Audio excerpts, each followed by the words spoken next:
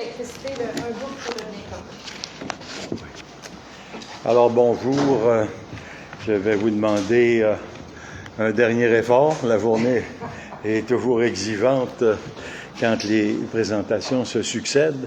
Alors, effectivement, je voudrais revenir avec vous sur les arguments de base pour considérer ce qu'est Hydro-Québec, ce qu'est l'énergie dans notre économie et pourquoi il y a un certain nombre de choses que nous devons surveiller très attentivement parce qu'on est en train de liquider un héritage considérable.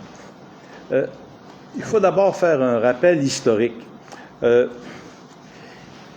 La nationalisation de l'électricité, c'est pas simplement une décision économique qui a été prise à l'occasion de l'élection de 1962. La nationalisation de l'électricité, c'est 2 générations de lutte sociale. C'est 50 ans d'efforts menés par les Québécois et les Québécoises de tous les milieux et de toutes les régions. Pourquoi est-ce que ça a pris autant de temps? Parce que précisément, les géants économiques à qui on avait cédé, jusqu'à un certain point, même dans certains cas, on leur cédait même la propriété des chutes. On avait cédé donc les droits sur la capacité de produire de l'électricité et c'était extrêmement payant. C'était tellement payant que, évidemment, l'appétit venant en mangeant, il n'y avait plus de limite à la rapacité. Okay? À la fin des années 50, il y avait des écarts de 500% entre les tarifications d'une région à l'autre. Okay? L'ambition et l'appétit étaient tellement élevés que la première nationalisation, ça a été en 1944, celle de la Montreal Heat and Power. Parce que la compagnie qui possédait et les capacités de production et la distribution était d'une telle rapacité que Montréal était absolument dans une marmite d'insatisfaction. Ça faisait peur aux élus. Ça n'a pas suffi.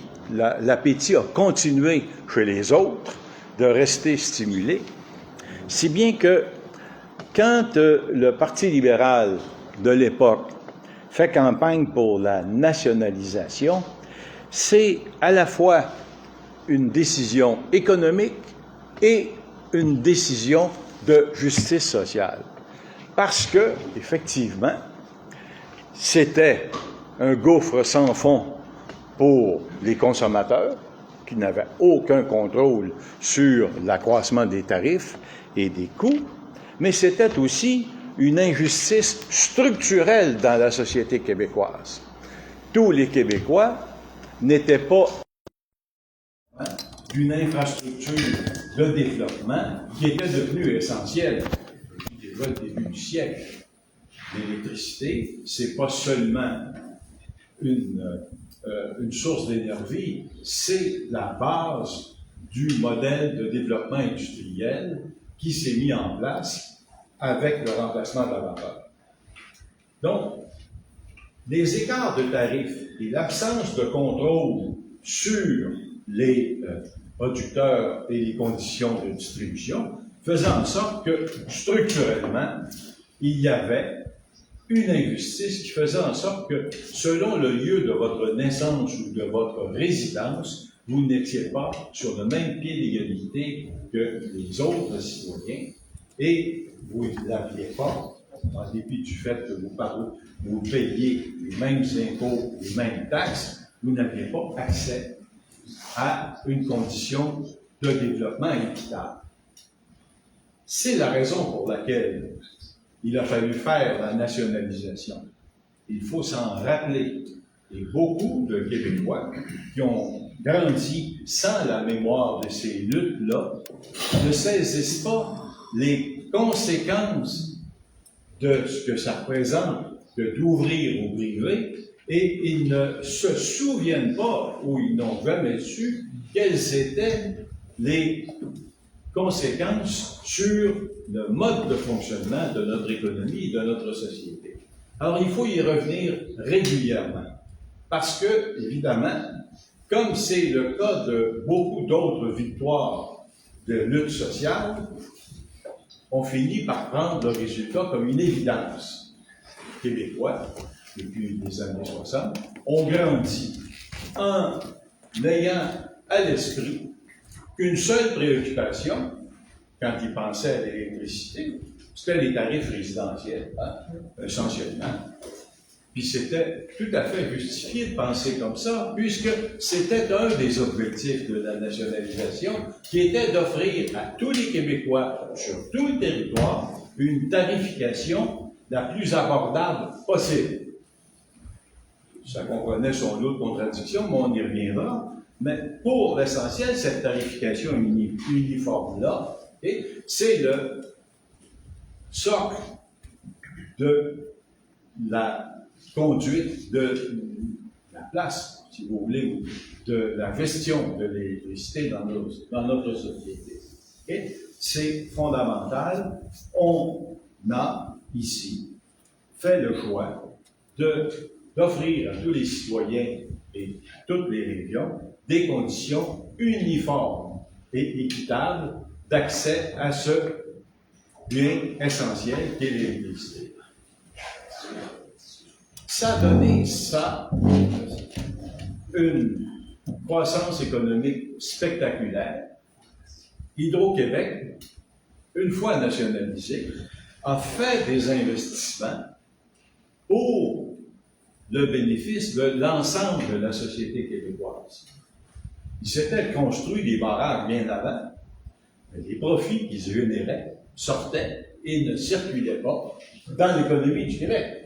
Donc, les constructions, le déploiement des barrages et des capacités productives, avec la nationalisation, on a internalisé, on a ramené dans l'économie du Québec et sous le contrôle démocratique, puisque Hydro-Québec est une créature de l'État du Québec, on ramenait donc la boucle économique sous le contrôle des citoyens. Cette façon-là de penser, elle est sous assaut depuis au moins une trentaine d'années. Et elle ne l'est pas seulement au Québec, elle l'est un peu partout dans le monde. Elle est associée à la montée d'une philosophie et d'une force économique qui s'appelle le néolibéralisme, qui est cette idée que les infrastructures publiques seraient mieux développées et les services seraient mieux assurés s'ils étaient livrés par le marché, s'ils étaient rendus à la logique commerciale. C'est important de faire ce rappel, que ça nous ramène aux arguments de base qui ont, pendant 50 ans, animé les débats sociaux au Québec. Qu'est-ce qui a changé dans le fonctionnement de notre société qui pourrait expliquer que ces arguments-là ne tiennent plus? Et ça, c'est le fond du débat. Ce débat-là s'est enrichi, si on veut, s'est élargi avec la crise climatique, avec la prise de conscience que le mode de production reposant sur l'utilisation des énergies fossiles était un cul-de-sac. L'électricité a donc changé de place dans l'équation. Ce n'était pas seulement un service public, ça devenait, et c'est devenu, un enjeu majeur pour la réorganisation du mode de production.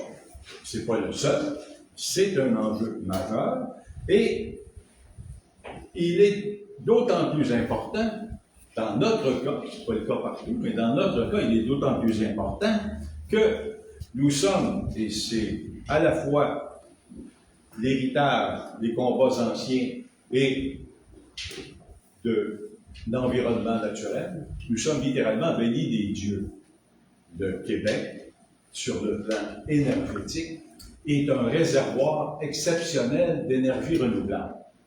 Il ne s'agit pas seulement de l'hydroélectricité, il s'agit du vent. Le Québec est le deuxième plus grand gisement éolien d'Amérique du Nord. Nous avons un potentiel géothermique exceptionnel et on ne parle pas du solaire et de la biomasse qui sont aussi des attributs extraordinaires pour la production d'énergie renouvelable.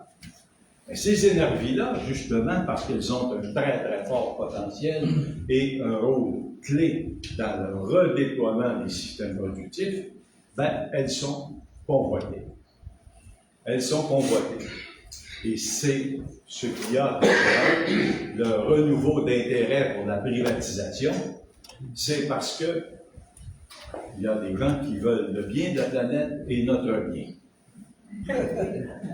Alors, on a intérêt à être très, très vigilant et à réfléchir avec des idées autant que possible claires. Le pacte de l'électricité, c'était aussi un composant essentiel d'une stratégie de repossession économique. Les Québécois, pour sortir de la monétarisation massive dans laquelle le capitalisme nord-américain les avait enfermés, vont tenter, avec un certain succès, d'utiliser cette ressource-là pour se redéployer dans une structure industrielle sous contrôle local. On reste dans l'économie capitaliste, mais on veut changer les bénéficiaires. Et le modèle va reposer sur un arbitrage entre l'utilisation de la tarification entre les besoins résidentiels et le potentiel industriel. Ça va donner essentiellement la base des arbitrages qui vont être faits dans ce qu'on aura appelé, au fur et à mesure qu'on va monter dans les années 90, les règles d'interfinancement. On va considérer que tout en maintenant l'objectif d'offrir l'électricité au meilleur prix possible pour les citoyens, donc pour les ménages, on va également s'assurer que le développement industriel ne viendra pas menacer cet objectif-là et on va essentiellement aborder la question de la tarification industrielle sous l'angle du soutien à ce qui va permettre de développer une économie québécoise sous contrôle local.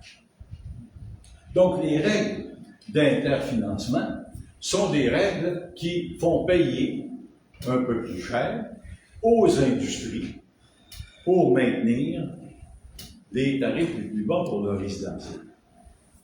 Mais ces règles d'interfinancement-là, ben, elles vont être également dans la mire des, non seulement des promoteurs, mais des politiciens aussi, dans la mesure où ça va être tentant, si on pense qu'on doit faire des efforts pour attirer la grande entreprise, de leur faire des cadeaux, de leur faire une tarification vraiment très généreuse. Et on maintenait, tant bien que mal, ces arbitrages-là jusqu'à peu près la moitié des années 90. Par la suite, on a commencé à voir se multiplier les accros et avoir des transactions s'attacher dans le cabinet du premier ministre ou autour d'une bonne table dans les restaurants québécois. Et c'est la situation dans laquelle nous nous trouvons.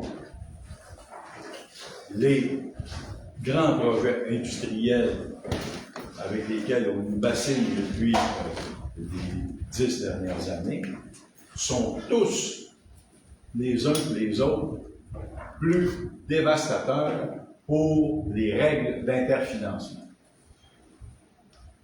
On offre à des Northvolt de ce monde des tarifs qui sont obscènes pour attirer ces investissements-là, mais tout en faisant, et je suis obligé de télescoper, tout en faisant un autre atout, et ça a été dit en commission parlementaire, c'est maintenant dans la loi, quand Michael Sebia arrive en commission parlementaire, commentant la décision du gouvernement Legault de dire non, non, non, il n'y aura pas de hausse de plus de 3 et quelques pourcents sur les tarifs résidentiels, on va compenser ça par une subvention qu'on va faire à Hydro pour qu'il absorbe l'écart, puis la hausse de taux, on va la faire prendre par les PME.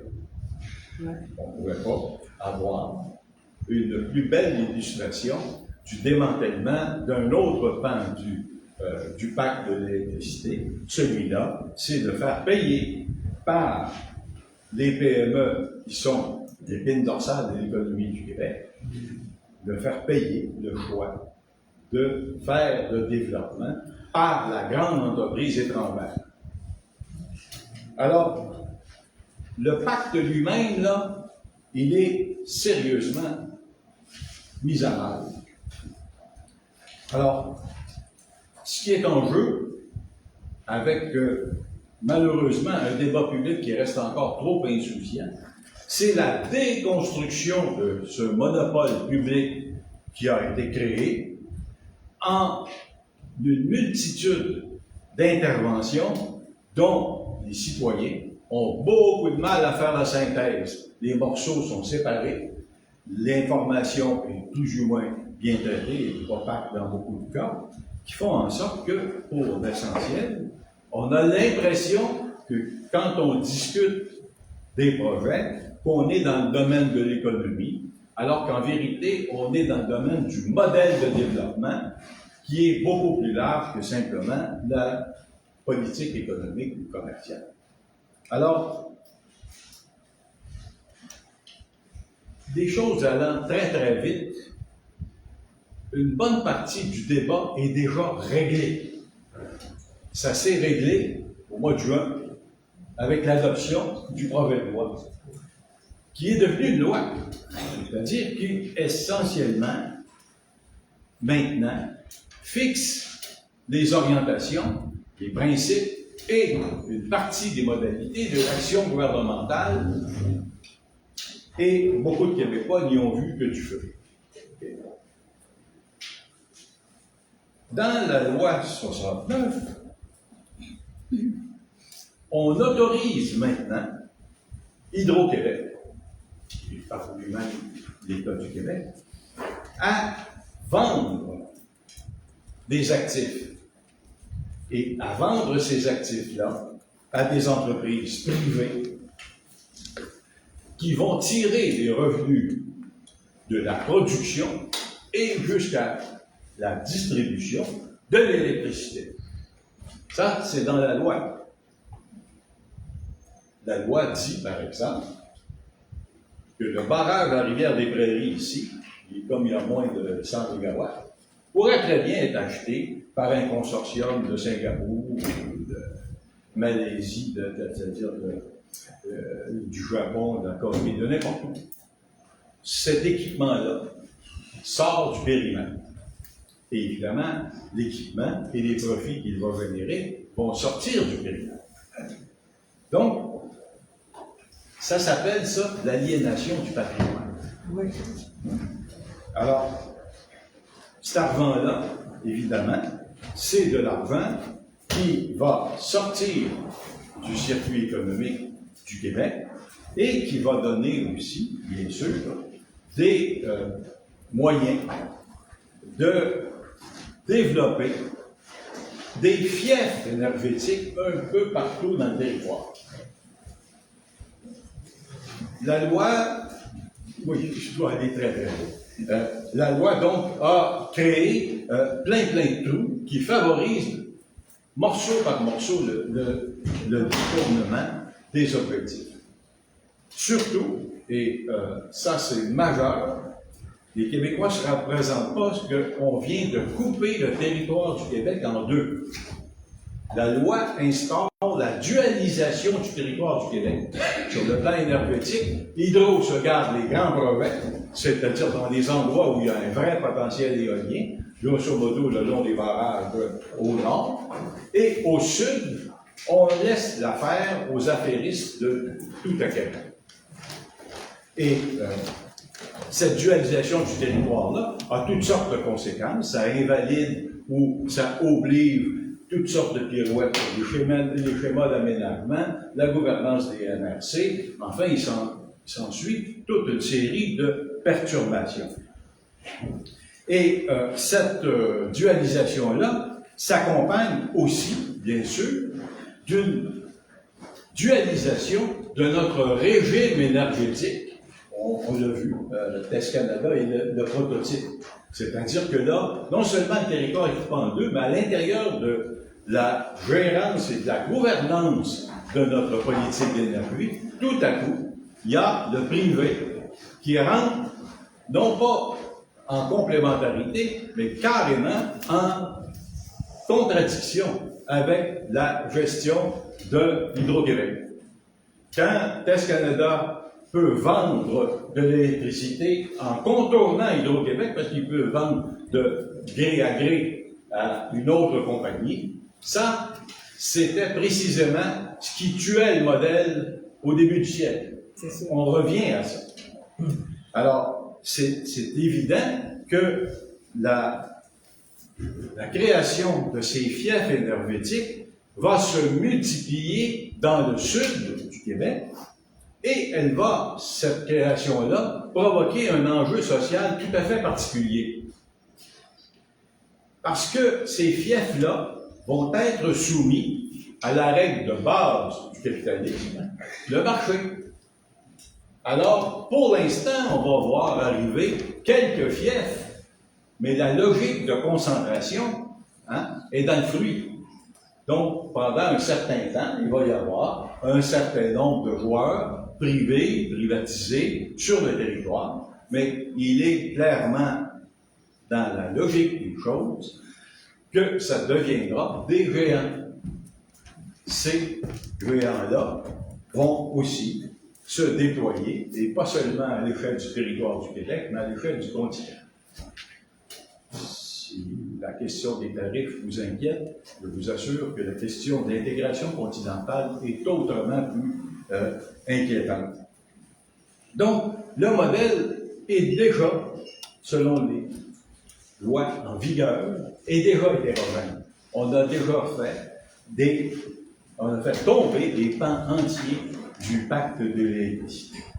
Cette dualisation-là du territoire et la déstabilisation qui va s'en suivre, on va la voir apparaître au mois de décembre. On va la voir apparaître dans le PG, ce que la loi prévoit comme le plan de gestion intégrée des ressources. Il n'y a rien dans le projet de loi, dans la loi, il n'y a rien qui parle de décarbonation. Rien. On est essentiellement dans un abus de langage, en fait, dans du greenwashing, du verdissement, mais c'est dans le PG que ça va se retrouver. Or, le débat public est déjà piégé, parce que le PG, ça va être les plans de gestion selon les paramètres de la loi. Et la loi est adoptée. Donc, les consultations sont par définition bidons. Les dés sont pipés.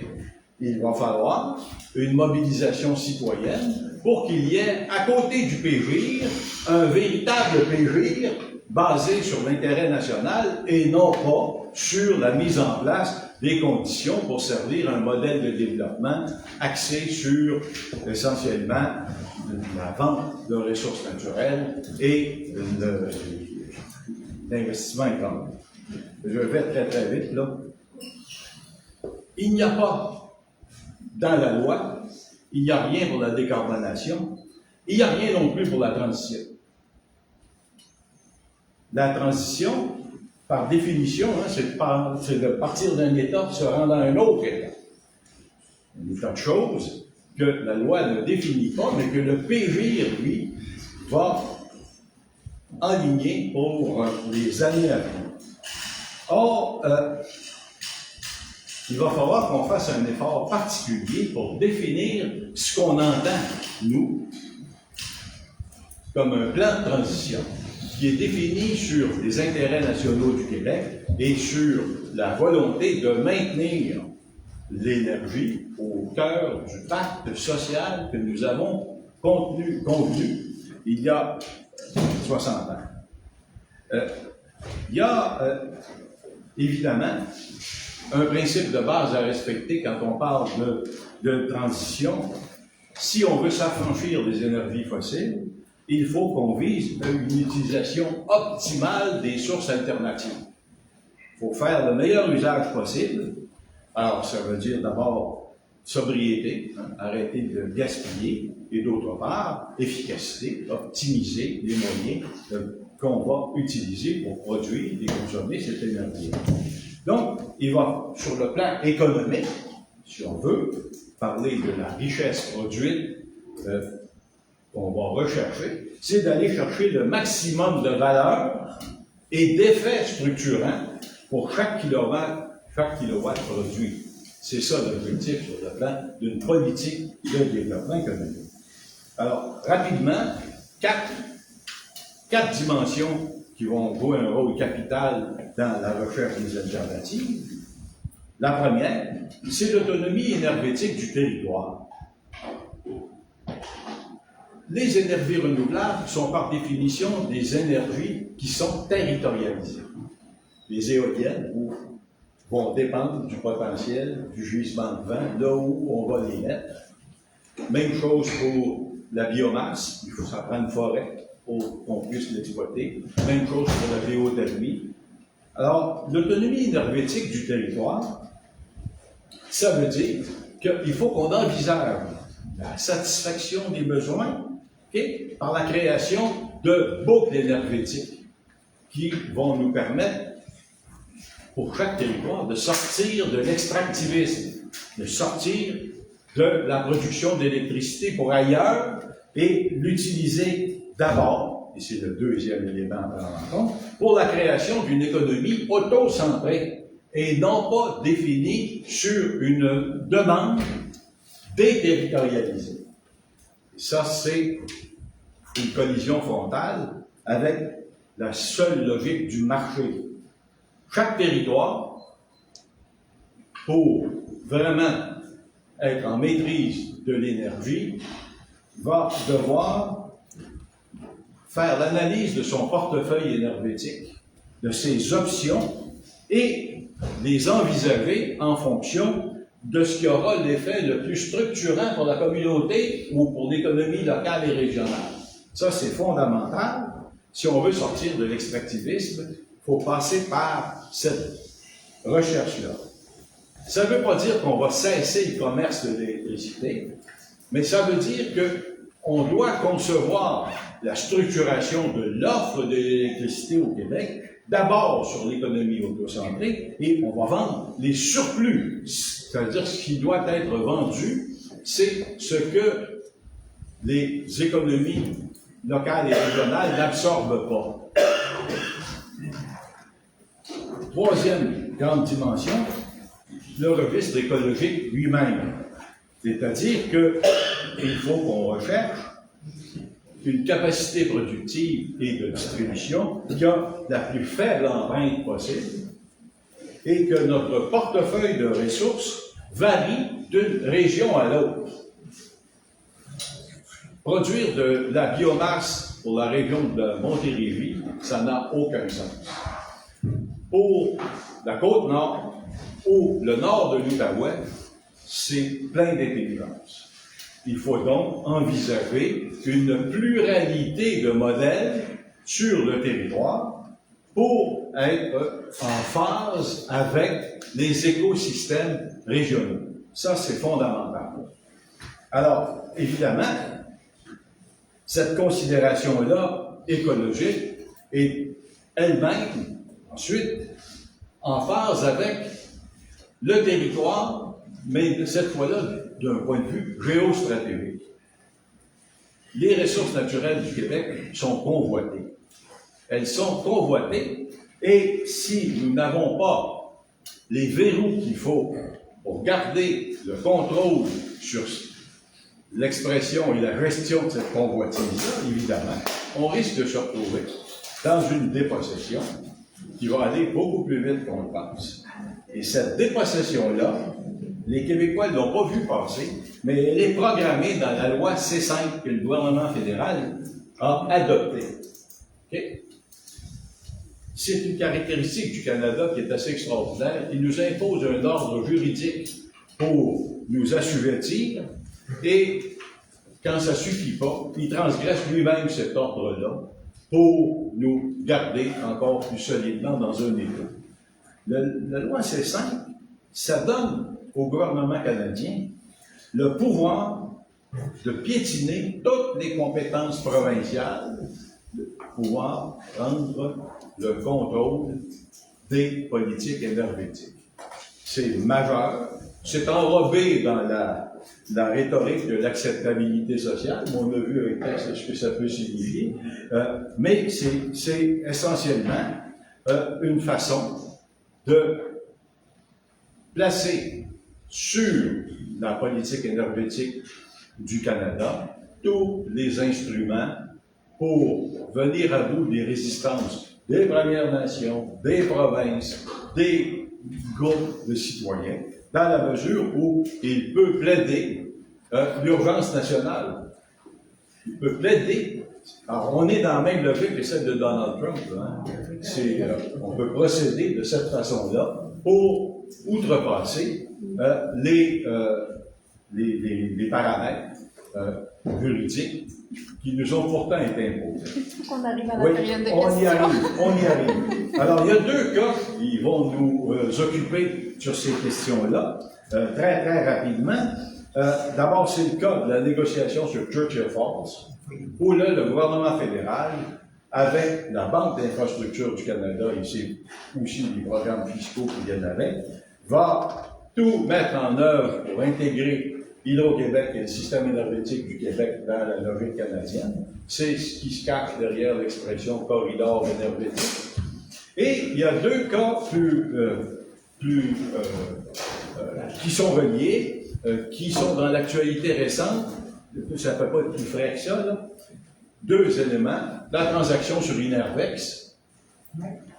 Inervex, c'est assez extraordinaire. Ça illustre bien la contradiction du système. C'est une entreprise privée. On a demandé à la Caisse de dépôt de l'acheter pour pas qu'elle glisse à l'étranger. Mais elle reste privée. Et dans la logique des choses, la Caisse de dépôt va la revendre. Donc, la Caisse, c'est pas un producteur d'électricité. Alors, évidemment, on peut se consoler en se disant que, au moins, là, le produit de la vente va être bénéfique pour les cotisants à la Caisse, mais les cotisants à la Caisse, c'est pas l'ensemble des citoyens du Québec. C'est pas l'intérêt national. Bon. Autre transaction, et là, vraiment, on est dans le feu d'artifice, mais on est dans la pensée magique pure, c'est l'annonce que vient de faire le gouvernement du Québec sur le potentiel d'investissement de 18 milliards en Gaspésie, avec une entente avec les Mi'kmaq et l'Alliance de l'Est. Ça, c'est fantastique. C'est du vent. C'est du vent. Il n'y a rien dans la langue, aucun détail. Pour l'éolien, c'est tout à fait approprié. Puis, personne, parmi le cirque des commentateurs, personne ne soulevait la question. S'il y a 18 milliards d'investissements et que Hydro-Québec s'associe avec les collectivités, municipalités ou bandes autochtones, qui va financer? Est-ce que les municipalités de l'Alliance de l'Est sont prêtes à se mettre au moins 8-9 milliards de dettes sur le dos pour faire lever les provinces? Le modèle pourrait très bien fonctionner sans passer par ce détour de l'endettement-là. On pourrait très bien imaginer Hydro-Québec s'entendre avec les MRC, avec l'Alliance des municipalités, s'entendre avec les Mi'kmaq et les autres sur un partage de redevances qui n'exigerait pas leur endettement et qui ne créerait pas artificiellement une pression supplémentaire sur les finances publiques. Ça pourrait être fait. Pour l'instant, ça permet à un gouvernement aux abois d'avoir l'impression de faire quelque chose, alors qu'en vérité, là, ce qu'il y a derrière ça, c'est une pirouette de marketing politique, mais c'est une pirouette qui est quand même un signe annonciateur qu'un gouvernement plus solide, moins incompétent, pourrait nous entuber à vitesse grand V. Voilà.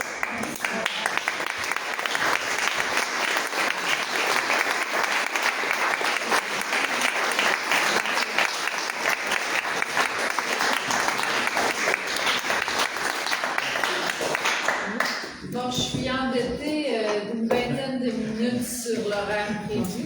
Heureusement, Guillaume Hébert nous a dit tout à l'heure que c'était pas un péché, que des fois la gestion de la dette, ça peut être pour le bien commun. Donc, on va prendre un petit 10 minutes de questions, mais si vous me promettez d'être encore là pour la dernière intervention, non la moindre, de Martine, qui va conclure cette journée-là, faire des liens entre tout ce qu'on a entendu aujourd'hui. Donc, voilà, on y va pour un 10 minutes, puis ensuite, on va pouvoir entendre Martine. Oui, allez-y, monsieur, puis ensuite, monsieur là. Parlez fort, que tout le monde vous entende. Ça appartenait à qui, les journaux de Montréal? Ah ben la Montreal Heat and Power, c'était du capital anglo-canadien. Les compagnies qui ont été nationalisées par la suite, c'était la Shawinigan Power, la Southern Canada Power, il y en avait... pardon? Gatineau Power aussi, il y en avait quelques-unes. C'était des entreprises détenues par le capital anglo-britannique dans beaucoup de cas, canadien si on veut. Non. Non, Desmarais, c'est des autobus scolaires à la fin des années 60 qui l'ont mis au monde en Ontario. Éric, ensuite, j'ai vu monsieur là qui a ça, c'est ça. Oui. Je veux vous remercier pour vos présentations respectives. Merci d'avoir pris votre passeport pour nous voir. C'était bon. Mon questionnement, j'en ai parlé à Trois-Rivières déjà. Ça me fascine toujours d'entendre qu'on parle de Stablex, qu'on parle de filière éolienne. C'est l'encadrement juridique. Et là, des fois, je trouverais ça important que dans nos différentes sphères, peut-être, qu'on parle, par exemple, de mettre l'embryon d'une loi sur les abus de biens publics, sur une loi sur les dépenses de deniers publics, qui encadrait peut-être un peu les décideurs à la Fitzgibbon, qui se lèvent un lundi matin et qui engagent des sommes publiques effarantes qui donnent absolument rien. Quand je me parle avec mon café, je veux refaire le monde, mais à un moment donné, quand on est limité, est-ce que ça ne serait pas, par exemple, vent début, quand on fait des interventions, quand on parle à des gens, premièrement, de valider la faisabilité de ça. Je sais qu'il y a des pays qui en ont des lois comme ça. C'est pas, ça ne viendra pas encadrer et nous baquer en bon français surtout. Mais du moins, il y aurait un début de quelque chose. Certains décideurs, la journée, qui se font dire achète-toi pas de crème solaire cette année, tu vas aller à Londres 3-4 mois. Peut-être qu'à un moment donné, là, les gens se questionneraient, les gens se logent pas, mangent pas, puis là, ça dépense, puis on n'a rien, on dirait, pour jubiler ça. Et c'est plus une piste que je vous soumets qu'une question. Merci. Moi, j'ai une très courte réponse à ça parce que je vais prendre, si vous avez des enfants, OK? Bon, puis vos enfants décident d'emprunter. C'est vous qui allez mettre en garantie la responsabilisation de payer la dette ou encore de payer. Moi, je ne savais pas que les Autochtones au Canada pouvaient s'endetter pour 1,5 milliard. Ma communauté, 1,5 milliard. Pour garantir un projet d'Hydro-Québec où j'ai 19% de propriété et un rendement inconnu, je trouve ça absurde. Selon la loi, tu sais, je suis un adulte, là, mais je veux bien essayer de comprendre comment ça se fait qu'on permet de faire ce genre de montage financier-là, alors que normalement, tu sais, On a des besoins, nous autres, au niveau des écoles chez nous. On a un ancien pensionnat qui est encore debout. Puis il y a des gens qui ne viennent pas dans la communauté puis qui ne vont pas aller chercher des services dans ces bâtiments-là. Alors que, tu sais, on est capable de dire, ah ben oui, pour des éoliennes, on est capable de te prêter là, 1,5 milliard. Ouais, je fais ça. Moi, signer pour toi. Fait que, tu sais, si jamais ça ne fonctionne pas bien, comment qu'on va vivre ça? Puis, à travers, chez nous, là, il y a un type qui s'appelle Nadir André, qui est un Inou de Machouillas, pas de Machouillas, mais de la Côte-Nord. C'est un avocat. Puis, nécessairement, lui, il essaie de ramener le fait que, bon, oui, la Constitution, oui, il y a les éléments qui sont là pour essayer d'appuyer l'évolution. Puis, ce qu'on veut, à un moment donné, c'est une certaine autonomie, mais conjointe. Fait que je comprends bien que ça serait extrêmement important aussi en même temps de faire attention parce que c'est toujours... Cette partie-là, je ne la connais pas au niveau des municipalités, mais à un moment donné, les municipalités, les MRC, vous êtes les payeurs de taxes, donc vous êtes des gens là qui... Fait que si on est capable de jouer au Monopoly avec votre argent comme ça, je me pose de sérieuses questions, que quand c'est le gouvernement qui le fait, pourquoi pas, mais quand ce sera vous qui allez demander pour un projet personnel, on va vous répondre, ah ouais, mais t'es pas solvable, mais pourtant t'es capable d'emprunter 1,5 milliard pour moi. À mon nom, à moi, sans me le dire. Fait que tu sais, il faut essayer de trouver une façon. J'aurais aussi une courte réponse là-dessus, c'est que c'est intéressant l'idée que vous avez, sauf qu'on a un gouvernement présentement provincial qui a une philosophie totalement contraire à ça. Là, des fois, je dis qu'il y a un parti pris favorable à l'égard de l'entreprise privée, mais je suis bien trop politiquement correct quand je dis ça. C'est un parti qui a décidé que c'est par l'entreprise privée que ça doit aller, quitte à tout démanteler ce que le Québec a construit là, dans les 50 dernières années. Alors donc, ils ne vont pas légiférer en ce sens-là, c'est le contraire, le projet de loi 69, c'est exactement le contraire qu'ils ont fait. Il faut compter qu'il va y avoir un autre parti à un moment donné, parce qu'il y a des élections provinciales, quand même en 2027, je vous rappelle, qui va pouvoir tenter, mais il n'y a rien qui peut juguler la voracité de l'entreprise privée comme le choix politique de juguler l'appétit de l'entreprise privée. Puis là, c'est même plus de l'appétit, c'est de la voracité. Là. Donc, c'est une volonté politique, puis là, on a un gouvernement qui va à l'encontre totalement là-dessus. Et je comprends que c'était le but de mettre l'embryon pour que la pression vienne de la base, pour que les gens comprennent. Les gens ne comprennent pas les enfants. Puis quand on va semer dans différents endroits, là, si ça vient de la... Je suis totalement d'accord avec vous, on ne nous donnera pas ça de manière. C'est clair. Et même si le gouvernement pouvait nous le donner, en haut, ils vont se faire choquer, ils ne nous donneront jamais. Il faut que ça vienne de la base. Il faut que les gens comprennent les enjeux, qu'on interpelle nos députés, qu'on mette la pression. Puis là, on parle des horizons de 10, 15, 20 ans, je comprends tout ça, mais là, on n'a rien. On est tous, j'ai trouvé l'expression, on est tous en crise dans notre cuisine. Là, vous lisez les réseaux sociaux, là, ça va aller à la guerre. Ça va aller à la guerre à 9 à 10 le matin, du pas trop, puis pas du soir. C'est de sortir de nos cuisines, puis de créer. Ça fait l'affaire des gouvernements qu'on soit tous isolés. Mais on sort de nos cuisines aussi quand on décide de s'impliquer sur le plan municipal. Et parce que c'est sûr que quand tu es conseiller ou maire d'une municipalité, tu n'as pas tous les pouvoirs. Mais s'il y en a plusieurs dans notre gang qui occupent le territoire, ben ça va faire la différence. Fait que ça commence aussi là. L'exemple que tu donnais de Hérouville, une conseillère allumée qui a fait la différence pour changer la mentalité des autres personnes au conseil, puis changer tout ce qui s'est passé dans la MRC et donner des armes à l'autre MRC à côté. Tu sais, une personne peut faire la différence. Puis là, avec des crises sociales comme on vit là, puis plusieurs conseils municipaux qui vont changer partout au Québec avec des gens avec des visions différentes, il y a possibilité de pousser par en haut autre chose. Exactement. Mais bon, je vais donner la parole à monsieur. Question courte, quelqu'un depuis, disons, un certain temps. La question que je pose tout le temps s'adresse aux trois, genre, juste réponse de 30 secondes et peut-être dans cette molette pour sa présentation. Supposons que vous avez 200 bénévoles, 40 heures semaine, de toutes les sphères de connaissances. connaissances.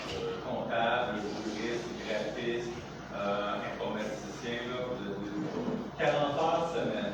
Qu'est-ce que vous leur faites faire et en quoi leur tâche que vous leur donnez fait avancer la cause? Puis vous voulez une réponse courte? Ben oui, c'est En fait, ça fait 18 mois, le collectif Toujours-Maître chez nous, ça fait 18 mois qu'on rassemble l'expertise des uns et des autres avec informatique, comptabilité, avocat, bon, etc., qu'on les met tous ensemble. Ce qui d'ailleurs m'impressionne, parce que je ne savais pas que dans ma région, il y avait toute cette expertise-là, parce que je ne connaissais pas tout ce monde-là. Donc, on les met ensemble pour faire avancer les choses. Et c'est tout du bénévolat, là. Là, moi, j'ai commencé à temps partiel, je suis arrivée à temps plein, puis là, je fais du temps supplémentaire sur mon Ça, c'est tout du bénévolat, là. Ça n'arrête jamais, jamais. Et, mais c'est ça qui fait la différence aussi, puis c'est là que je veux dire, c'est l'action citoyenne qui fait la différence. C'est sûr que c'est pas miraculeux, hein. On ne va pas changer demain matin, mais cette action citoyenne-là, en tout cas dans notre région, à Mauricie, c'est rendu que dès qu'on parle de Test Canada, ils viennent nous voir, les journalistes, qu'on donne notre point de vue, puis qu'est-ce que vous allez faire, les autres?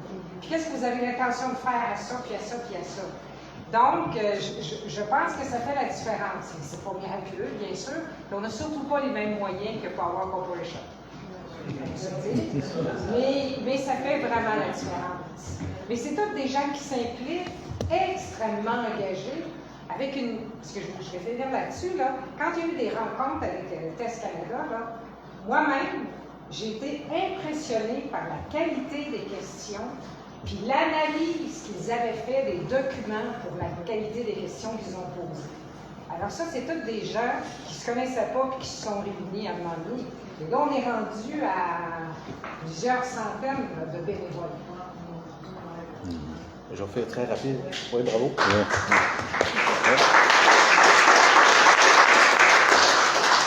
Il y a un livre qui s'appelle Le petit guide de la grande concertation qui a été écrit par Elizabeth Kane, feu Elizabeth Kane, une Wendat de Coninck et tout ça. Et c'est de là, entre autres, que j'ai tiré cet ouvrage-là, cette pensée-là. C'est en lien avec la philosophie de comment les Autochtones perçoivent le territoire et l'impact culturel que ça va avoir si on fait un projet en tant que tel. Et l'aspect de la... moi, je parle beaucoup de la co-construction maintenant, mais c'est la concertation pour eux autres. On doit se concerter avant pour mieux comprendre c'est quoi l'environnement. Donc ça, il faut qu'il y ait des gens qui nous expliquent c'est quoi. Ce que vous avez expliqué, ce que vous avez expliqué, ce que j'ai essayé d'expliquer. Parce que tout le monde ici a une vision particulière. Moi, je pense que c'est là qu'il faut essayer de se rallier. Maintenant, quand c'est le temps, je vais rappeler le petit discours d'un chef chez nous qui a été élu quand j'étais là de 97 à 2000. Bref, je viens d'identifier c'est qui. Ce chef-là avait dit, vous savez, quand ce sera le temps de bloquer le chemin de fer, je ne veux pas être tout seul sur le chemin de fer. Alors, quand il a signé l'entente avec le chemin de fer pour les 100 prochaines années, ce chef-là, on ne l'a pas revu quand ça a été les blocus avec la foresterie. Ce chef-là, on ne l'a pas vu quand ça a été le temps de dire avec moi que les éoliens, on n'en veut pas chez nous. Avec moi, là, tu sais, je veux dire, avec plein d'autres personnes qui subissent des micro-agressions. Fait que, tu sais, nécessairement, c'est le fun d'avoir une parole politique, mais aussi, il faut faire l'action politique. Maintenant, les acteurs, c'est pas juste celui qui est le leader, qui est le politicien en avant. Moi, je pense que c'est, quand on réunit des gens, comme ici, vous avez fait aujourd'hui, je ne savais peut-être pas à quoi m'attendre, mais je suis content d'être venu quand même du temps que j'ai. Mais j'ai sacrifié du temps, moi, aujourd'hui, avec mon fils. J'ai passé 5 heures, je vais refaire 5 heures de route avec lui tout à l'heure.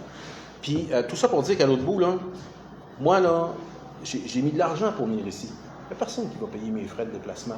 C'est pas le conseil de banque qui va faire ça. C'est pas Hydro-Québec qui va dire « Ah, il y a quelqu'un, il y a un monsieur, il faudra l'aider pour qu'il essaie de comparer avec les autres pour dire que finalement c'est ça. » Fait que tu sais, souvent, c'est notre argent de notre poche à nous autres. Du temps, j'en donne beaucoup. Mais du temps aussi, en même temps, il faut que je m'occupe de payer mes factures. Fait que tu sais, il faut que je donne du temps à tout ça pour que mes enfants puissent réussir dans la vie. Parce que moi, je me suis dit, c'est par l'éducation qu'on n'aura pas le choix de passer. Mais en même temps, il faut essayer de trouver une concertation globale. Ça a été plus long que Il y avait monsieur ici. Oui. Alors, sur votre territoire, où vous avez mentionné qu'il y avait comme 600 éoliennes sur un projet être sûr que c'était votre garde-manger.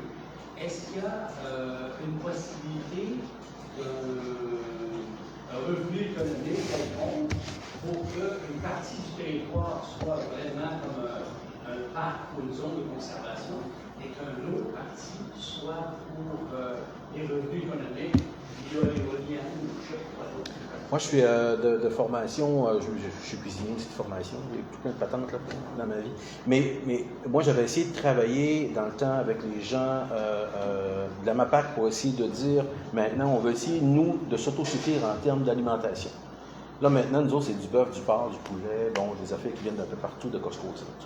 Et, tu sais, oui, je trouve que c'est intéressant, la proposition que vous avez. Moi, je regarde ce qui s'est passé avec les AIDA. Récemment, il y a eu une entente qui a été signée en 2024 sur la gestion de la forêt, donc de l'île Gwaii-Haïda. Et ça a été super important. Mais tu sais, j'essaie de trouver une façon de comment on pourra, nous, advenir à travailler ensemble. Mais il faut que les gens se parlent. Moi, je ne suis pas d'accord, mais est-ce que chez nous, ils sont d'accord? Prenons, par exemple, là, avec les Micmacs, ils ont accepté, les autres, là, de signer, là, pour avoir le 18 milliards de projets chez eux. Là. Mais par contre, Machiaouiats, 19%, Hydro-Québec, la balance. Là-bas, 50%, 50%. Et, merci beaucoup à tout le monde. On va clore la période de questions pour laisser le temps à Martine aussi de nous entretenir quelques minutes. Merci beaucoup. C'est bon. Merci.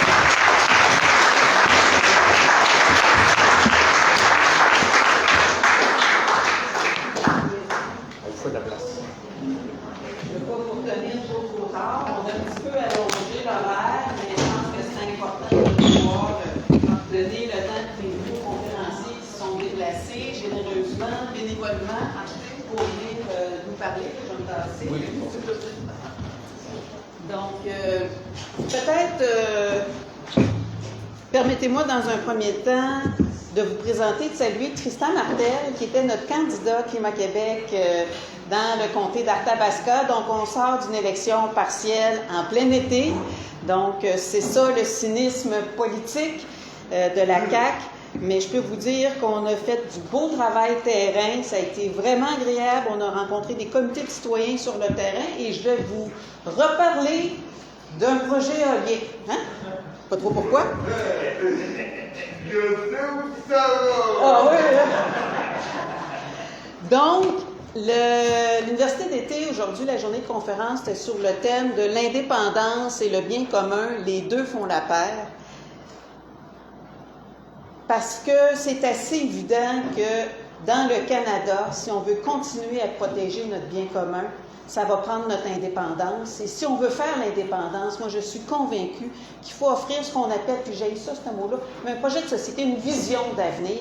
Une vision d'avenir qui n'est pas... On appelle ça du néolibéralisme, mais encore là, ce mot-là, j'ai de la misère, parce que néo, puis libéralisme, néo, c'est nouveau, libéralisme, c'est la liberté. Alors que le néolibéralisme, c'est du siphonnage de fonds publics par les grosses entreprises, c'est le retour aux gros seigneurs, je ne dirais pas les grands seigneurs, parce que ça aussi, ça fait trop positif, aux gros seigneurs, c'est le retour de la cupidité. Et ça, il faut qu'on arrête ça. Et à la question, je pense que la seule façon qu'on peut arrêter la cupidité des grands possédants, des richissimes, des oligarques de ce monde, ce sont les États. C'est le seul garde-fou. Et les États, on parlait de changer les lois et tout ça, le système de l'État sera toujours aussi bon que les personnes qui sont à sa tête. Donc, ce n'est pas tant de changer les lois, c'est de changer les élus. Parce que les élus qui sont là ne respectent même pas les lois en place. Le projet de Test Canada, c'est un projet illégal. Ils ont fait le projet de loi 69 pour le légaliser. C5 du gouvernement fédéral, c'est anticonstitutionnel. Il le fait pareil. Donc, ce n'est pas un corpus de loi qui va faire une différence. C'est d'avoir des gens qui ont le cœur à bonne place au lieu d'avoir des gens qui sont au service des oligarques. C'est ça la grosse différence. Et on est actuellement, on a vu toute la journée, puis je ne veux pas vous décourager parce que ça a été dense comme sujet. Pas toujours positif, parce qu'on se rend compte que ce qu'on a construit est en train de vivre des grandes dérives. On est dans une époque de grand bouleversement mondial. Je n'ai pas besoin de vous rappeler Donald Trump. Dans les époques de grands bouleversements comme ceux-là, c'est aussi des époques d'opportunité. Donc, il faut savoir tirer de ces époques-là, moi j'appelle ça faire du judo avec les époques de grands bouleversements. Donald Trump, avec ses tarifs douaniers, il menace l'entièreté de la planète, mais le Canada assez directement, et on fait encore partie du Canada. Il menace nos industries, mais on a laissé nos industries être aussi dépendantes de ça des États-Unis. Donc, il y a des façons de réagir à ça. Et pensez-vous que ça va être Carney qui va être capable de négocier correctement pour protéger le tissu industriel du Québec, faire développer le bien commun du Québec? Non, non, il a fait semblant, il a imposé lui aussi des contre-tarifs, là, il les enlève, puis il essaye d'amadouer Donald Trump, mais dans le fond, c'est un échec total. Il ne fait que suivre les dictats de Donald Trump. C'est pas comme ça qu'on va réussir à protéger notre industrie. Donald Trump veut mettre des tarifs douaniers. Profitons-en donc pour arrêter d'envoyer notre bois en 2x4 aux États-Unis, puis le transformer ici, puis construire en bois ici. Puis moins couper dans nos forêts pour protéger notre territoire. Parce que là, il faut moins couper. On coupe trop, mais mettre de la valeur ajoutée. Donc, pour moins de coupe, avoir autant de valeur au Québec. Et c'est beau construire en bois. Il y a plusieurs communautés autochtones qui, eux autres, ont décidé qu'ils revenaient à leurs valeurs, qui ont construit des ponts en bois, des arénas en bois. Vous verriez les photos, c'est magnifique. Dans les pays scandinaves, ça construit en bois. Du laminé collé, toutes les structures qu'on peut faire. Donc, pourquoi ne pas faire ça? Trump veut imposer des tarifs douaniers. Disons-leur, garde tes déchets toxiques de Stablex chez vous. On n'en veut plus de tes déchets toxiques. Trump veut imposer des tarifs douaniers. Résilions donc les 2 dernières ententes d'exportation d'électricité qu'on a signées, je vous le dis, là, à 7 cents le kilowattheure, alors qu'ils vont nous coûter 11, 12, 13 cents à produire. On va être perdant de 4 cents le kilowattheure à chaque kilowattheure qu'on va vendre aux États-Unis pour les 2 contrats signés par Éric Martel et Sophie Brochu. Puis ils le savaient qu'on en aurait besoin d'électricité, puis qu'on serait obligé de construire. C'était connu. Sophie Brochu a sorti son plan stratégique avec 100 térawattheures de pénurie d'électricité. Je vais y revenir aux pénuries. Il y a moyen de faire les choses autrement, mais pour ça, ça nous prend l'indépendance, parce que c'est pas à travers le Canada qu'on va être capable de négocier ça. Parce que le Canada va défendre l'industrie pétrolière, le Canada va défendre l'industrie automobile. On n'en construit pas d'automobile au Québec. On n'en a pas de pétrole au Québec, puis on n'en veut pas. On veut s'en sortir du pétrole. Fait que tous les intérêts du Canada sont à contrario des intérêts du Québec. Puis là, en plus, ils vont vouloir, pour contrer les tarifs douaniers, ils vont vouloir ouvrir les tarifs douaniers provinciaux. C'est qui encore qui va perdre? C'est le Québec. Et donc, contrairement à ce qu'on entend, à ce qu'on a entendu par les élus indépendantistes, un peu triste, les tarifs douaniers, la guerre commerciale, c'est une urgence de faire l'indépendance. Il ne faut pas la mettre sur la glace pendant 1 an, comme ce qu'on a entendu. Il ne faut pas se dire, il ne faut plus en parler le temps que ça se règle. Des guerres commerciales, ça fait longtemps. La guerre du bois d'œuvre, là, 25 ans, 30 ans, milieu des années 90 que ça dure. Fait que là, hey. Fait qu'il faut que dans le mouvement souverainiste indépendantiste, on arrête d'avoir peur. Parce que de dire, non, il faut mettre ça sur la glace, puis on va laisser le Canada négocier. Qu'est-ce que ça dit comme sous-message en arrière de ça? Ça dit, on n'est pas capable. On n'est pas capable, puis le Canada va mieux nous représenter qu'on serait capable de le faire nous-mêmes. Pensez-vous que vous allez convaincre du monde à faire l'indépendance avec des discours comme ça? Jamais de la vie. Vous êtes en train, ceux qui font ces discours-là sont en train de cultiver la peur. Il y en a un qui a écrit sur sa pierre tombale, vous connaissez Jacques Parizeau, il a écrit « N'ayez pas peur ». Là, avec C5, en pleine crise climatique, on a le gouvernement fédéral qui a une loi pour accélérer les gros projets d'intérêt national. L'intérêt national a le dos large, je peux vous dire. C'est pas de l'intérêt national, c'est l'intérêt des gros oligarques. C'est pas de l'intérêt du bien commun, c'est pas l'intérêt de la population. Oubliez ça. Port, voie ferroviaire, mine, pipeline, corridor électrique. Énergie renouvelable, ça, c'est rien pour les subventions, parce que dans le fond, ça, c'est rien pour de l'éco-blanchiment.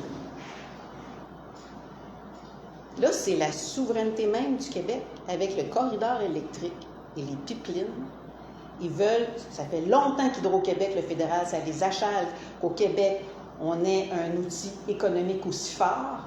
Bien, avec le corridor électrique et l'entente de Churchill Falls qui s'en vient, c'est la mainmise du fédéral sur l'électricité.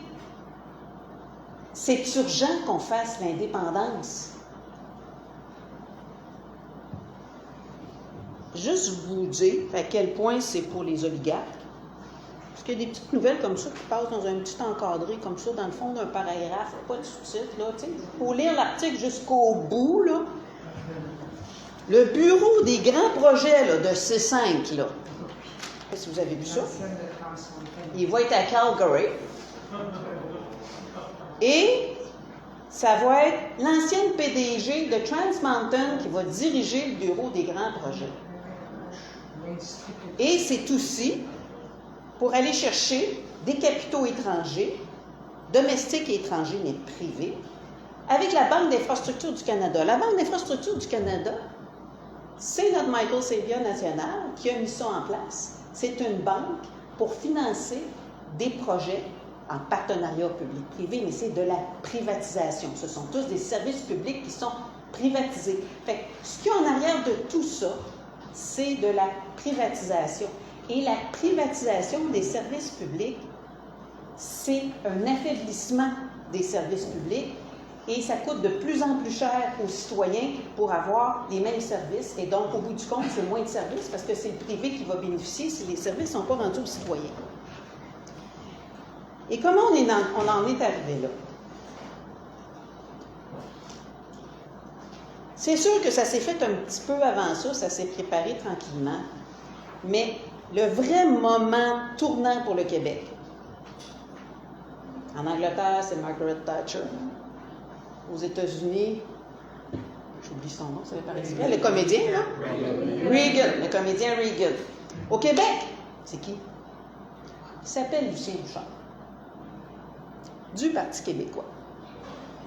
Lucien Bouchard, là, je reviens à nos conférences d'aujourd'hui. Toutes ces conférences-là, là, c'est pas anodin, le choix de ces conférences-là. Quand il a fait la loi sur le déficit zéro, donc parce que la dette, c'était bien épouvantable, et vous avez vu, hein? La loi sur le déficit zéro, parce que la dette était bien épouvantable. Et je vais revenir à l'anecdote de ce matin, hein, qui est allé se mettre à genoux devant les banquiers de New York. Qu'est-ce qu'ils se sont dit à New York? Moi, je ne le sais pas. Je n'étais pas là. Puis il n'y a pas d'enregistrement. Mais mon petit doigt, des fois, il parle. Mon petit doigt, il me dit que les agences de cotation de New York, puis on l'a dit, hein, qu'ils étaient tous encoquinés avec des banques, puis des ci, puis des ça, ils ont dit la même chose à Lucien Bouchard que ce qu'ils ont dit au président grec quand il y a eu la crise financière en Grèce. On ne te baissera pas, mais tu vas privatiser. Et c'est quoi la recette de la privatisation? C'est le déficit zéro.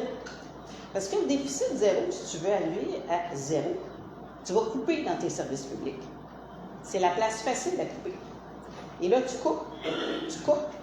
Au début, ça ne paraît pas trop, mais avec le temps, les services diminuent. Les gens sont insatisfaits. Et quand les gens sont insatisfaits, ben là, allez au privé. Puis on ne peut pas blâmer les gens d'aller au privé, que ce soit pour la santé, que ce soit pour l'éducation. Et c'est la même chose avec Hydro-Québec. Ils ont coupé dans l'entretien plus de pannes. Les gens sont insatisfaits.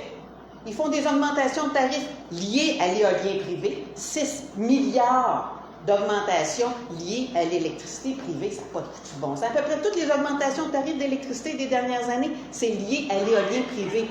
Pas une blague, là.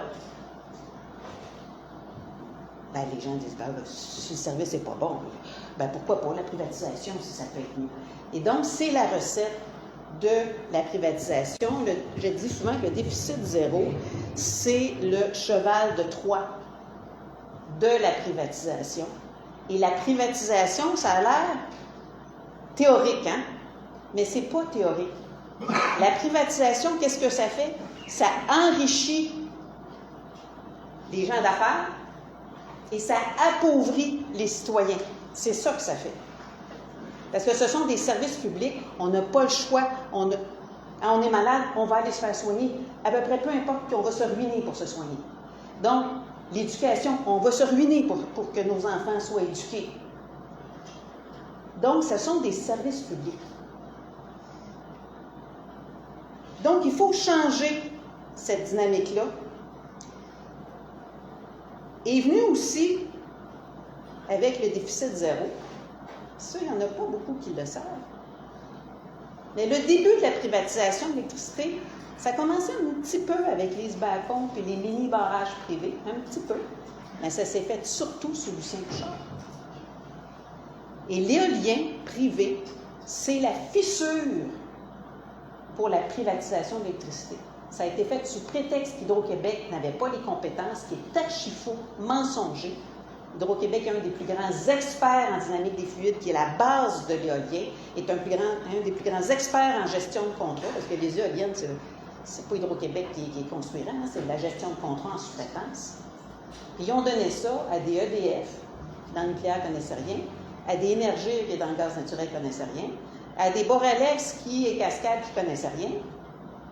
C'était une volonté de privatiser l'électricité et à gros prix. Hydro-Québec faisait des appels d'offres pour acheter de l'électricité, mais il n'y avait pas tant de soumissionnaires que ça, non? Fait que les prix, là, c'est pas de la vraie concurrence.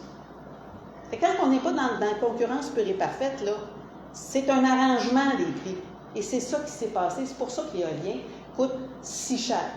Puis ça s'est fait de façon tout croche, anarchique. Là, ils s'en vont acheter les élus municipaux et on vit avec ça aujourd'hui. Dans la privatisation de l'électricité, on nous dit actuellement, le nouvel argument, c'est qu'il faut construire parce qu'on est en pénurie d'électricité, on va manquer d'électricité. Quasiment, là, vous ne pourrez plus vous chauffer chez vous, vous ne pourrez plus allumer les lumières, puis il faut vous partir votre lave-vaisselle à minuit et soir.